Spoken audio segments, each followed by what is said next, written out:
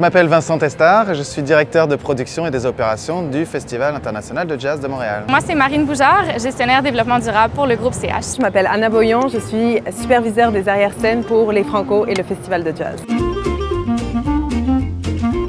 Le Festival de jazz, c'est vraiment pas nouveau, les initiatives de développement durable. On est quand même un pionnier en matière de développement durable dans le secteur de l'événementiel à Montréal. Il y a des actions écologiques très simples à mettre en place qu'on peut implémenter au sein du festival.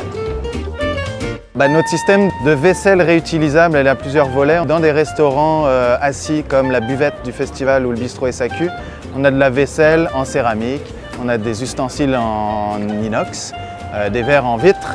Donc tout ça est réutilisable de fait, lavable sur place. Dans nos lave-vaisselle, si vous les voyez sur le site, c'est des gros et beaux conteneurs roses. À l'intérieur de ça, il y a des lave-vaisselle industriels qui lavent la vaisselle dont je viens de parler, mais qui lavent surtout et avant tout les éco-cups, donc des verres réutilisables en plastique, lavables, qu'on remet tout de suite en circulation, ainsi que toutes les gourdes réutilisables à destination des artistes. Deuxième effort d'envergure qu'on fait, c'est la gestion des déchets et le tri des déchets.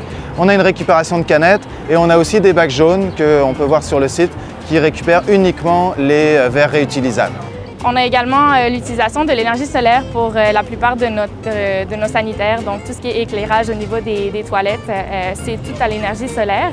Pour les serviettes aussi des artistes, on a mis en place des serviettes qu'on lave à chaque jour pour éviter le gaspillage de papier tout simplement. Puis on a fait aussi affaire avec des fournisseurs locaux, donc avec le vrac, avec les fruits et légumes.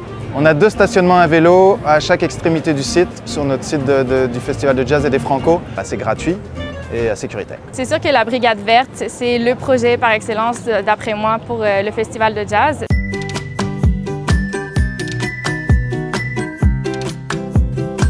Les brigadiers verts, comme on les appelle, ils activent une activité de sensibilisation sous forme de jeu et puis surtout ils sensibilisent tous les festivaliers auprès de chaque îlot pour trier convenablement ces déchets.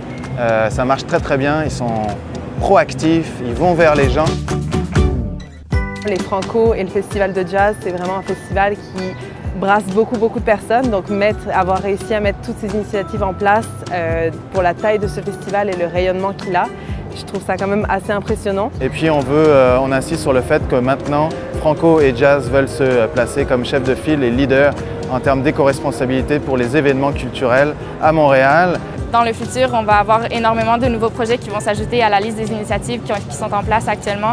Là encore, dans le but de maximiser notre influence sur la société, sur l'économie et de réduire bien entendu notre empreinte sur l'environnement.